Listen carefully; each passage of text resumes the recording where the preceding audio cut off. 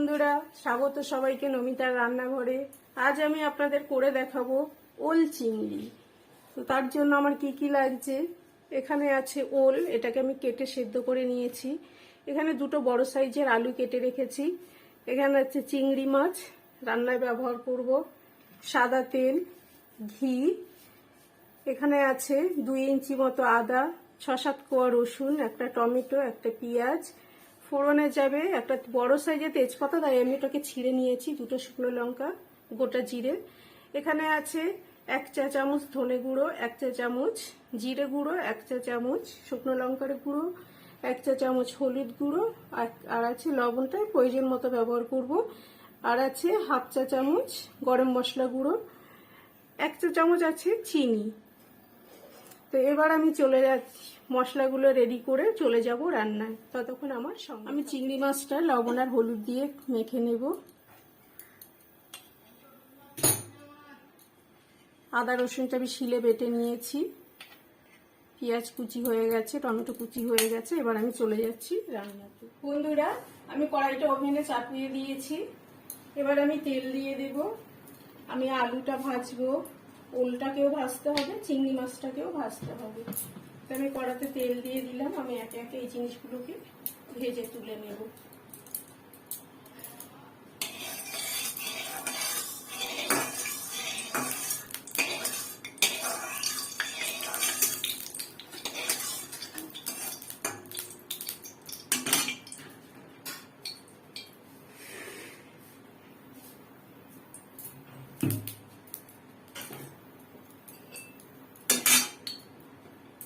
সবার আগে আমি আলুটাকে ভেজে নেব।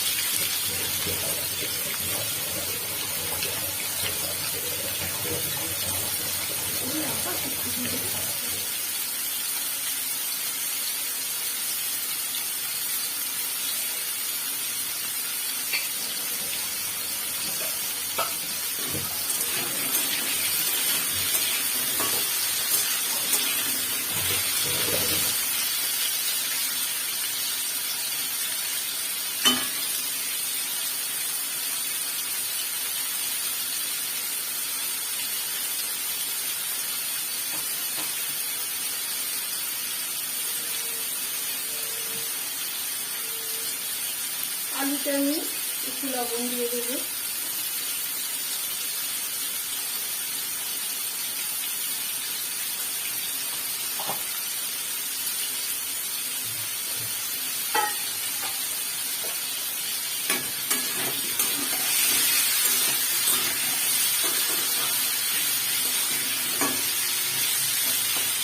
দিয়ে দেবো সামান্য হলুদ।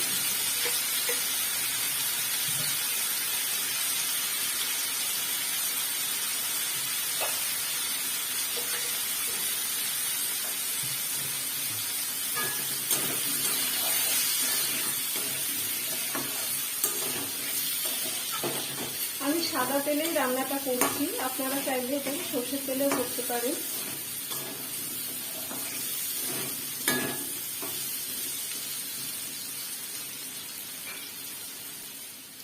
আমার আলুটা ভাজা হয়ে গেছে, আমি এবার তুলে নেব আলুটাকে।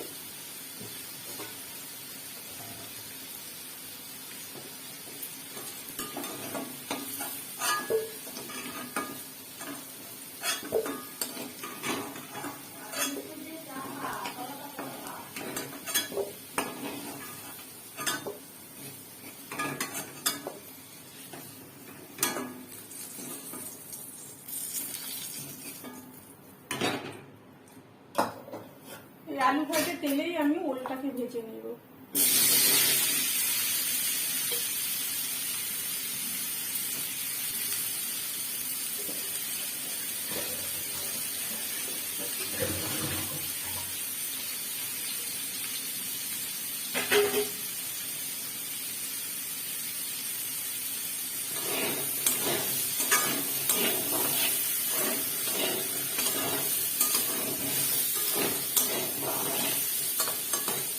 আগে একটু অল্প ভাপ দেওয়া আছে।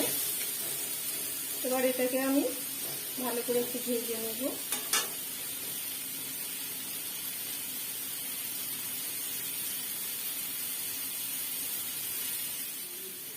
ওলটার মধ্যে এবার আমি একটু লবণ দিয়ে দেব, কারণ সেদ্ধর সময় আমি লবণ দিইনি, তাই অল্প করে লবণ একটু দিয়ে ভেজে নেব।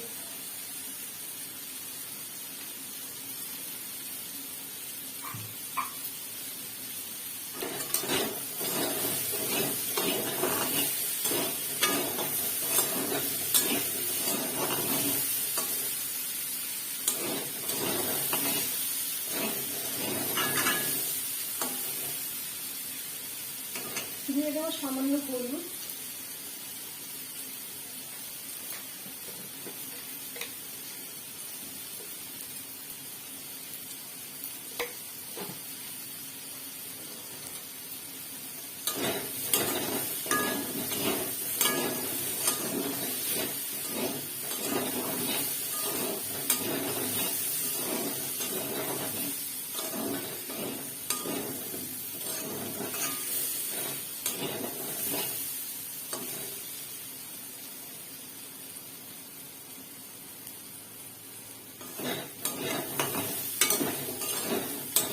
আমার ওলটা ভাজা হয়ে গেছে, এটাকে আমি এবার নামিয়ে নেব।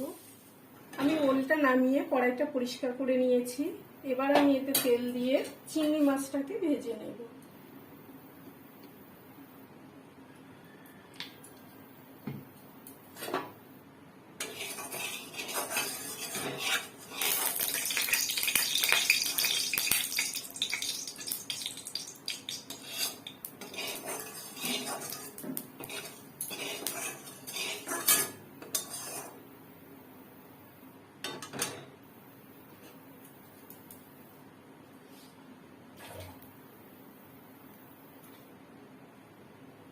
তেলটা গরম হয়ে গেছে, এবার আমি মাছগুলো ভেজে নেব।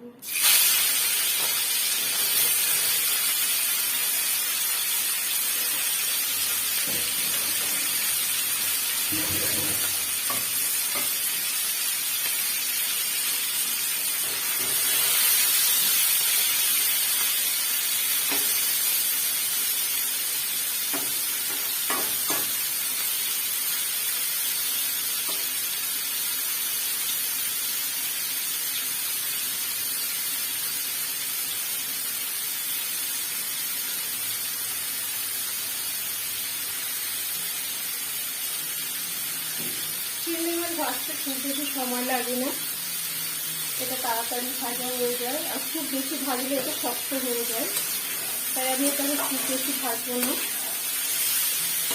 একটু লালচে রং হলেই আমি এটাকে নামিয়ে নেব।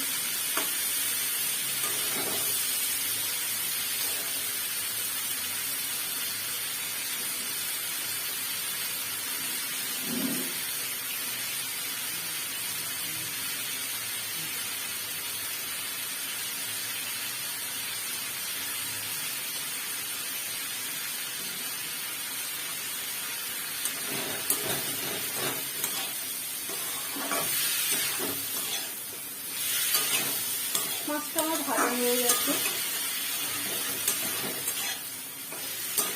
এটাকে আমি নামিয়ে নেব।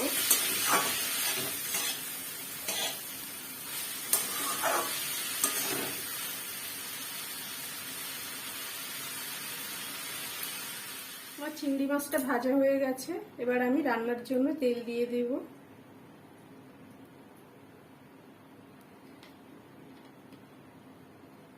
3 টেবিল চামচ মতো আমি তেল দিলাম।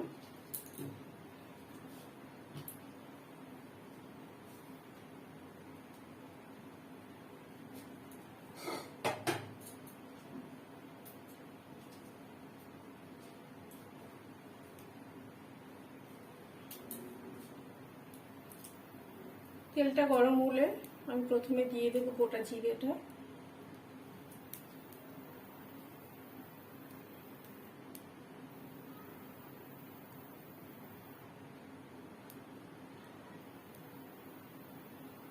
তেলটা গরম হয়ে গেছে, আমি জিরেটা দিয়ে দিচ্ছি।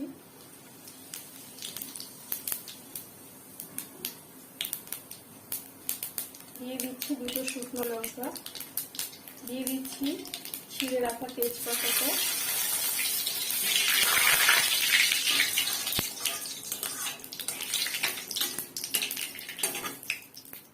দিয়ে দিচ্ছি কুচনো পেঁয়াজটা,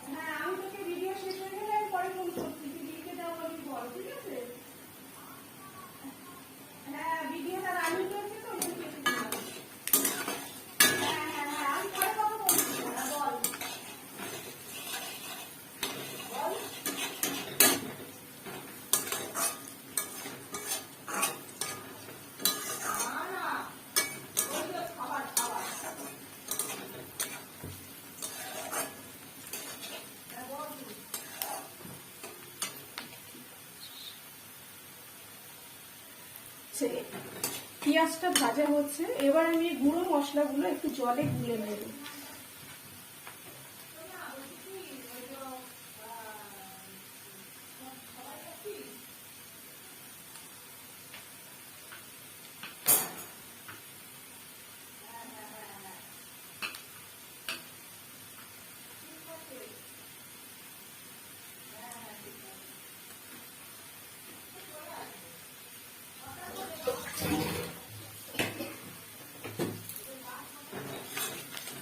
পেঁয়াজটা ভাজা হয়ে গেছে, এবার দিয়ে দেবো আমি টমেটোটা,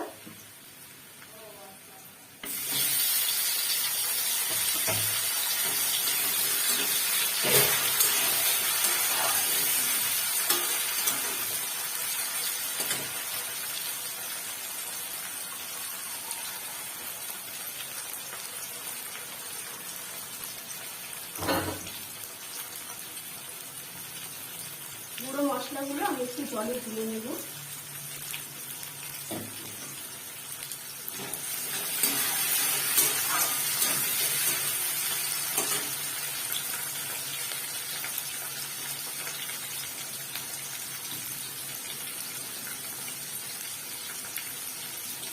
টমেটোটা যাতে তাড়াতাড়ি নরম হয়ে যায় তার জন্য একটু লবণ দিয়ে দেবো।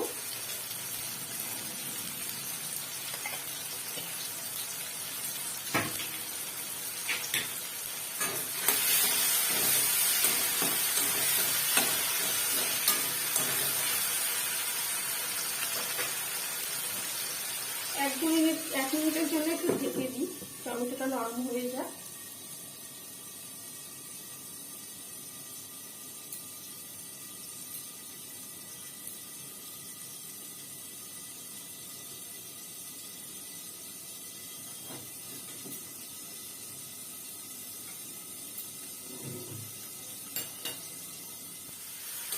টমেটোটা নরম হয়ে গেছে,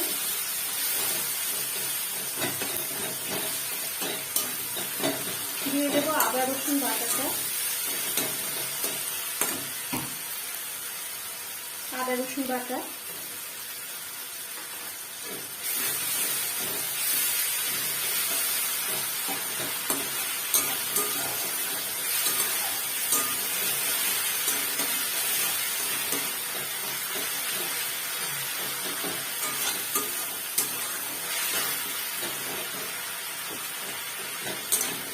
আদা রসুনের কাঁচা গন্ধটা চলে যাচ্ছে।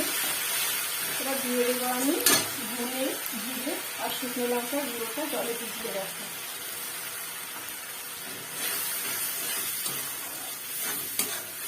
আর দিয়ে দেবো প্রয়োজন মতো হলুদ,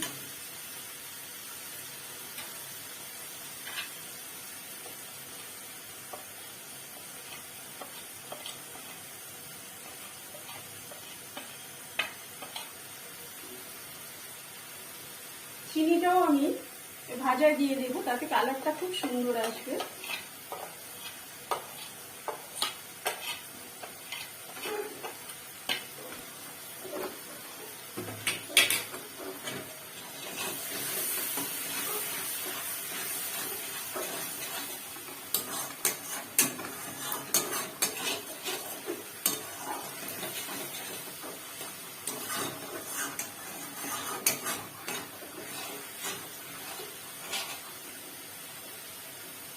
মশলাটা সুন্দর ভাজা হয়ে আসছে, তেল ছাড়া শুরু হয়ে গেছে।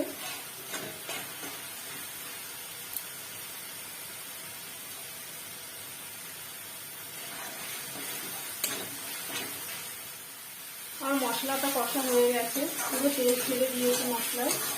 এবার আমি ওল আর আলু ভাজাটা এর মধ্যে দিয়ে একটু মিশিয়ে নেব।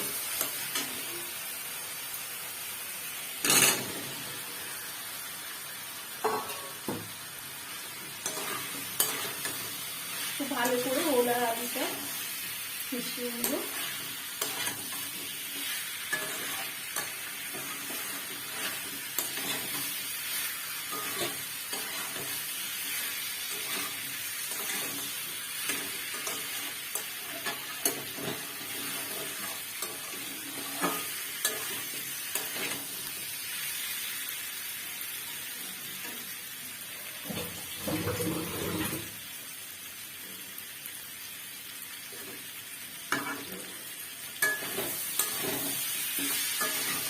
ওনার আলুটা একদম 2 মিনিটের জন্য ভেজে নেব।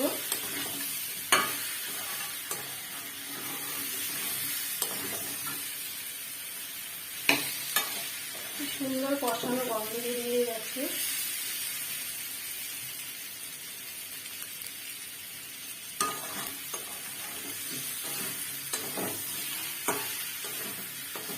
এবার আমি জল দিয়ে দেব।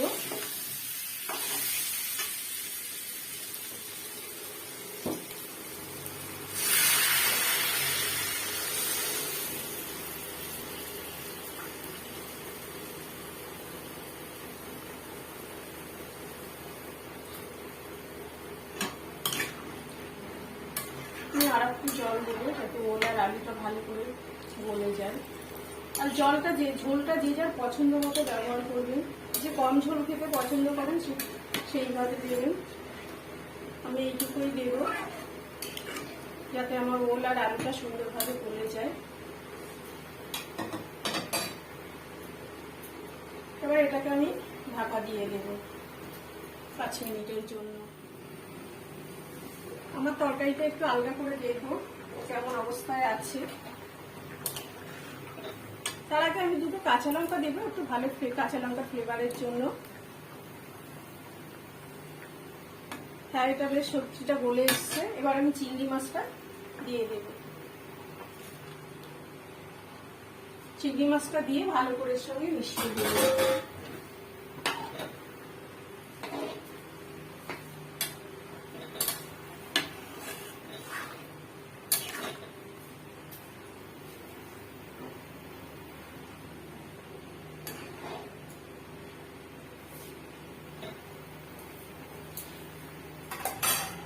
মাছটা দিয়েছি, একটু ঢাকা দিয়ে দেবো, ভালো করে ফুটে যাক মাছটা।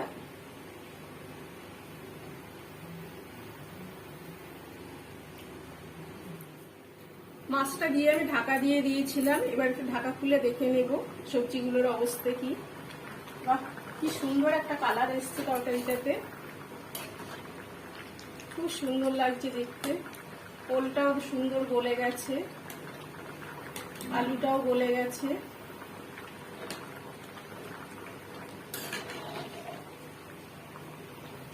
দারুণ গলে গেছে আলুটা, ওলটা খুব সুন্দর, একদম নরম হয়ে গেছে। আমি ঝোলটা এরকমই রাখবো, কারণ এটা নামিয়ে রাখলে আরো ঝোল টেনে নেবে। তো আর আমি এটাকে জ্বালাবো না। এবার দিয়ে দেবো আমি গরম মশলা আর ঘিটা দিয়ে দিচ্ছি, গরম মশলার গুঁড়ো।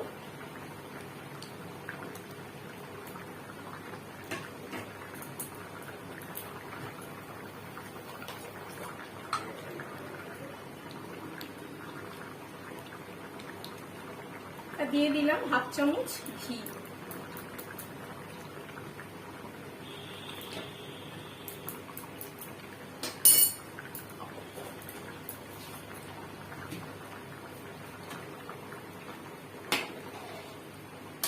আমার আজকের রেসিপিটা যদি আপনাদের ভালো লাগে তবে অবশ্যই একটা লাইক করবেন, কমেন্ট শেয়ার অবশ্যই করবেন।